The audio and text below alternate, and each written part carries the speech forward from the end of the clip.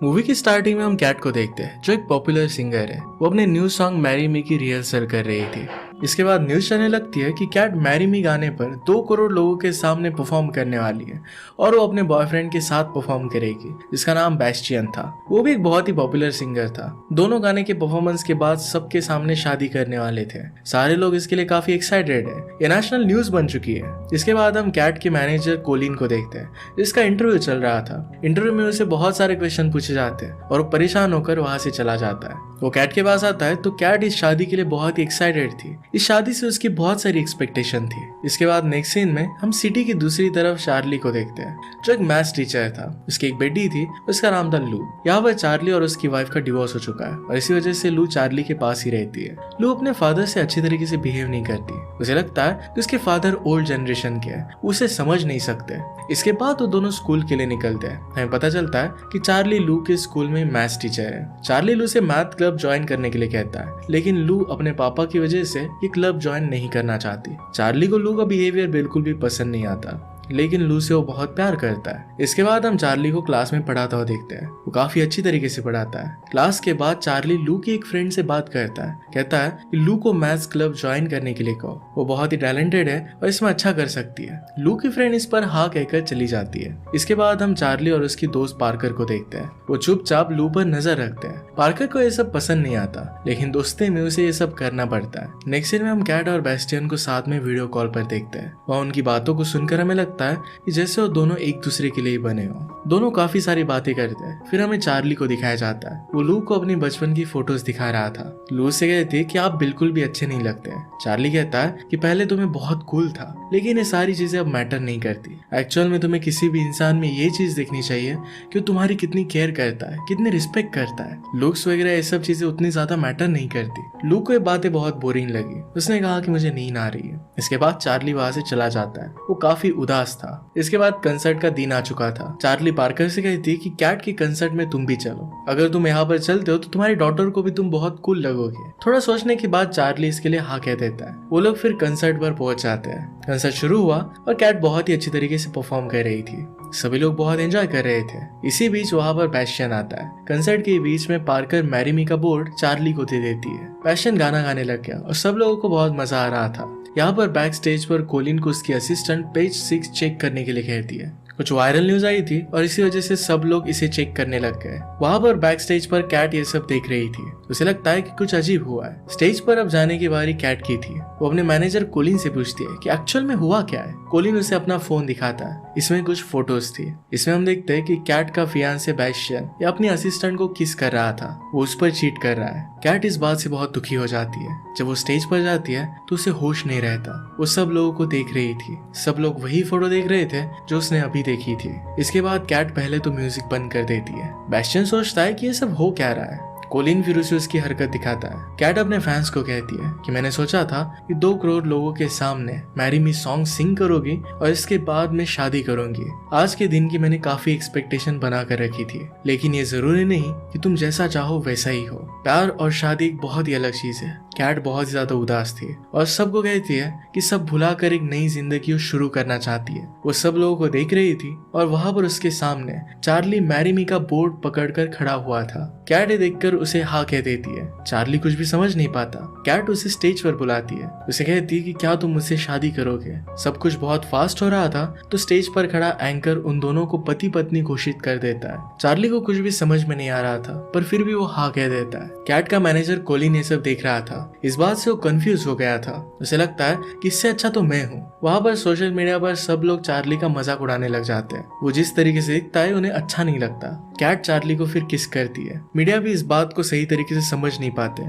सब लोग कैट से बात करना चाहते थे लेकिन कैट उन्हें कुछ भी नहीं बताती। कैट के गार्ड बेस्टियन को रोक देते हैं। चार्ली और कैट फिर वहां से चले गए। यहाँ पर रास्ते में जाते वक्त कैट काफी उदास थी। चार्ली कैट से पूछता है क्या तुम बेस्टियन से बहुत प्यार करती थी। कैट ने इसके लिए हाँ कहा। इसके बाद वो लोग घर पहुंच गए। कैट चार्ली से कहती है कि मेरा ड्राइवर तुम्हें घर छोड़ देगा। इसके बाद वो न्यूज देखती है। सभी लोग उसका मजाक उड़ा रहे थे। कैट का मैरिज एक नेशनल न्यूज बन चुकी थी। इसके बाद वहां पर कोलिन आता है। कैट उससे कहती है कि तुमने सब कुछ बर्बाद कर दिया। कोलिन उसे संभालता है और कहता है कि तुमने कुछ भी गलत नहीं किया। वो उसे संभाल लेता है। नेक्स्ट डे कोलिन कैट के पास आता है, कहता है कि उसने चार्ली के बारे में पता किया है। चार्ली एक बहुत ही अच्छा इंसान है, वो एक मैथ्स टीचर है। कोलिन कैट से कहता है कि अगर तुम चाहो तो पैसे देकर हम इससे छुटकारा पा सकते हैं, पर यहाँ पर कैट सीरियस थी। वो कोलिन को शादी के पेपर्स रेडी करने के लिए कहती है। इसके बाद फिर कोलिन जाकर चार्ली से इसके बारे में बात करता है। चार्ली कहता है कि मैं तो अभी अच्छे से कैट को जानता भी नहीं, इन सारी चीजों का मेरी बेटी पर क्या इफेक्ट पड़ेगा। वहाँ पर पार्कर भी थी। वो और कोलिन मिलकर चार्ली को मना लेते हैं। इसके बाद अगले दिन कोलिन चार्ली को लेकर कैट के पास पहुंच जाता है। यहाँ पर चार्ली को बताया जाता है कि एक प्रेस कॉन्फ्रेंस होगा, उसमें उसका इंटरव्यू लिया जाएगा।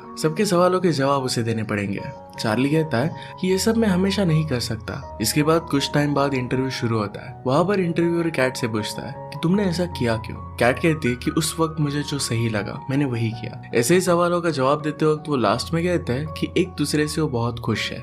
इंटरव्यू फिर खत्म हो जाता है। वहां से निकलने के बाद कैट चार्ली को कहती है कि अब मैं लंदन जाने वाली हूँ। चार्ली फिर शाम को पार्कर के साथ अपने कुत्ते को घुमाने के लिए निकल जाता है। तभी सारी मीडिया उसे घेर लेते हैं। ये सब देखकर चार्ली वापस घर अंदर आ गया। नेक्स्ट सीन में हम कैट को देखते हैं, जो अभी भी बेस्टियन का वीडियो देखकर बहुत ही दुखी हो रही थी। कोलिन उसे सहारा देता है। इसके बाद रात में चार्ली और लू दोनों टीवी देख रहे थे। लू से कहती है कि मैं कैट की बहुत बड़ी फैन हूँ, उसे वो बहुत अच्छी लगती थी, उसे वो मिलना चाहती थी। चार्ली इस बात से खुश हो जाता है कि कैट के बहाने से लू अभी उससे अच्छे से बात कर रही है। इसके कुछ दिन बाद का सीन हम देखते हैं। चार्ली कैट को बॉलिंग का गेम खेलने के लिए लेकर जाता है। वहाँ पर उसने उसे बॉलिंग सिखाई। कैट के फॉलोअर्स के बहुत पसंद आता है। गेम के बाद चार्ली घर के लिए निकलने लगता है। कैट कहती है कि आज मैं तुम्हारे साथ तुम्हारे घर पर आऊंगी। वो जब घर पर आए तो कैट के साथ उसका कैमरा मैन भी था। कैट कहती है कि मैं अपनी लाइफ के बारे में सब कुछ रिकॉर्ड करती हूँ। चार्ली ने कहा कि प्लीज ये सब रिकॉर्ड मत करो। कैट इस बात के लिए मान जाती है। इसके बाद चार्ली काफी कंफर्टेबल हो जाता है। वो लोग अपने अपने बारे में बात करने लगते हैं। चार्ली उसे लू के बारे में बताता है। कहता है कि लू तुम्हारी बहुत बड़ी फैन है, वो तुम्हारे सारे गाने सुनती है।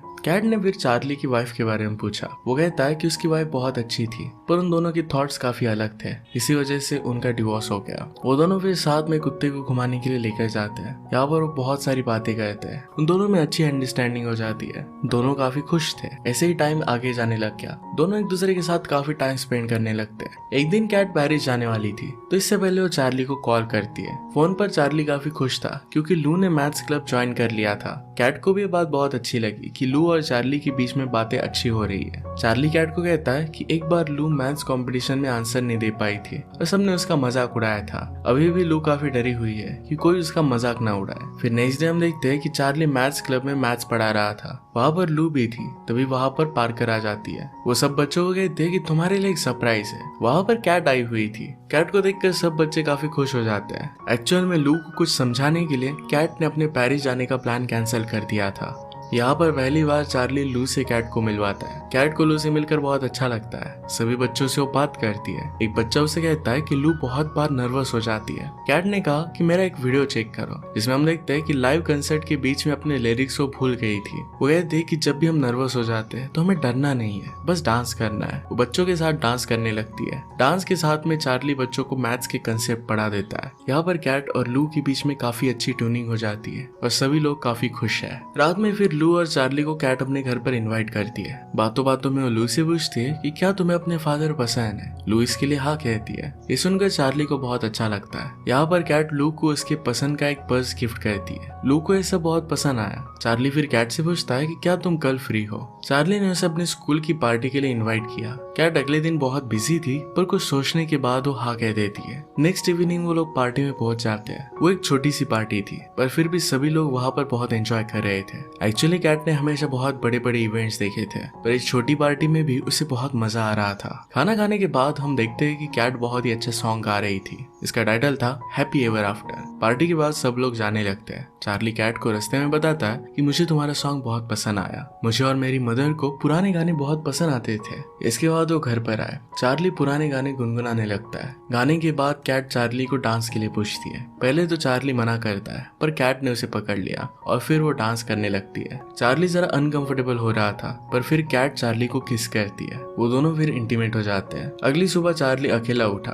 उसे लगा कल रात जो भी हुआ ये कैट के लिए कोई भी मायने नहीं रखता, पर कैट वहीं पर थी। वहां पर वो दोनों काफी सारे बात करने लगते हैं। कैट अपने असिस्टेंट को कहकर अपने कंसर्ट को कुछ दिनों के लिए पोस्टपोन करने के लिए कहती है ताकि वो चार्ली के साथ टाइम स्पेंड कर सके। कैट ने एक फोटो देखा और चार्ली को इसके बारे में पूछती है। यहाँ पर चार्ली कहता है कि बचपन में उसे मेले में जाना काफी पसंद था, उसकी मदर उसे लेकर जाती थी। जब वो छोटा था तभी उसकी मदर की डेथ हो गई थी। वो कहता है कि मेरी मदर सारा काम खुद ही करती थी। कैट कहती है कि मैं भी अपना सारा काम खुद ही करती हूँ। चार्ली कहता है कि नहीं, हमेशा तुम्हारे सारे सर्वेंट्स तुम्हारे पास होते हैं। वो दोनों फिर एक शर्त लगाते हैं, अगर एक दिन के लिए कैट बिना नौकरों के साथ रह लेती है तो चार्ली सोशल मीडिया ज्वाइन करेगा। ये दोनों चीजें एक दूसरे के लिए हार्ड थी। अब शर्त के लिए दोनों कैट के घर पर जाते हैं। वहां पर कैट सारे नौकरों को छुट्टी दे देती है। इसी वजह से उनके घर पर दरवाजा खोलने के लिए कोई नहीं आता। कैट फिर खिड़की का कांच तोड़ देती है। दोनों घर में आ जाते हैं। घर का अब सारा काम उसे करना था। मिक्सर को जब वो स्टार्ट करती है तो सारा जूस उस पर ही गिर जाता है। यहाँ पर वो दोनों बहुत हंसते हैं। ऐसे ही एक दिन खत्म हो जाता है। फिर वादे के मुताबिक चार्ली को सोशल मीडिया ज्वाइन करना पड़ता है। वो बहुत ही जल्दी पॉपुलर हो जाता है। उसके स्टूडेंट भी उसको सोशल मीडिया पर देखकर काफी खुश है। उसने फिर पोस्ट डालना स्टार्ट कर दिया। ये देखकर कैट काफी खुश है। कुछ दिन बाद चार्ली का बर्थडे आता है। कैट चार्ली को उसकी आंखों पर पट्टी बांधकर कहीं पर लेकर जा रही थी। चार्ली ने जब पट्टी हटाई तो वो मेले में था। वो काफी खुश था क्योंकि उसकी बचपन की यादें उसे आ जाती है। यहाँ पर दोनों फिर एक राइड पर जाते हैं और वहाँ पर किस करते हैं। दोनों एक दूसरे को पाकर बहुत ही खुश थे। नेक्स्ट डे हम लू को देखते हैं जो कंपटीशन के लिए अब रेडी दिख रही थी। उसके कैलकुलेशंस की स्पीड अब पहले से काफी बढ़ गए थे। ये देखकर चार्ली और कैट भी काफी खुश है। तभी वहाँ पर अचानक से बैस्टियन आता है। वो कैट से आकर कहता है कि हमारा मैरी मी गाना ये ग्रैमी के लिए नॉमिनेट हुआ है। ये अवार्ड जीतने के लिए हमें काफी सारे लाइव शोज करने चाहिए। ये सुनकर कैट को बहुत अच्छा लगता है क्योंकि अभी तक उसने कोई भी अवार्ड जीता नहीं था। पर चार्ली को जरा बुरा लगता है। उसे कैट को खोने का डर था। वो कैट को साइड में लेकर गया और कहता है कि तुम जैसी हो वैसी बेस्ट हो, तुम्हें किसी अवार्ड की जरूरत नहीं है खुद को साबित करने के लिए। कैट उससे कहती कि मेरे लिए अवार्ड बहुत इंपॉर्टेंट है, वो हमेशा इसे पाना चाहती थी। चार्ली का यहाँ पर जरा हार्ट ब्रेक हो जाता है। रात को लू चार्ली से कहती है कि उसे डर है कि शायद कैट वापस बैस्टियन के साथ चली जाएगी। चार्ली को भी मन ही मन में यही डर था। इसके बाद एक कंसर्ट में बैस्टियन गाना गा रहा था। तो उसके गाने के बाद वो कैट को बुलाता है। वो दोनों फिर मैरी मी सॉन्ग साथ में गा रहे थे। वो एक दूसरे के साथ काफी खुश दिखाई दे रहे थे। ये सारी चीजें चार्ली टीवी पर देखता है। कंसर्ट के बाद एक पार्टी थी। यहाँ पर बैस्टियन अपना न्यू सॉन्ग सेकंड चांस गा रहा था। यहाँ पर चार्ली पहुंच जाता है और वो काफी उदास दिखाई देता है। कैट उससे पूछती है कि तुम्हें मैरी मी सॉन्ग कैसा लगा। चार्ली कहता है कि बहुत ही अच्छा। वो सैड होकर कैट से कहता है कि मैं ऐसी लाइफ नहीं जी सकता, मैं तुम्हारी इस लाइफ स्टाइल में फिट नहीं बैठता। कैट भी समझ जाती है कि चार्ली उसके साथ ब्रेकअप कर रहा है। वो कुछ बोले इससे पहले ही चार्ली पार्टी छोड़कर वहां से चला जाता है। चार्ली उदास होकर अपने घर पर आया। फिर थोड़ा टाइम गुजरता है। कैट के साथ जो भी हुआ था इससे इंस्पायर होकर ऑन माई वे ये सॉन्ग वो लिखती है। वो गाकर अपलोड करती है। ये सॉन्ग क्रिसमस तक काफी पॉपुलर हो जाता है। एक दिन जब कैट मिक्सर चला रही थी तो उसे चार्ली की याद आती है। वो कोलिन को चार्ली के पास भेजती है। यहाँ पर कोलिन पहले तो चार्ली को कुछ पैसे देता है, लेकिन चार्ली ये लेने से मना कर देता है। कोलिन कहता है कि बैस्टियन और कैट किसी भी रिलेशनशिप में नहीं है।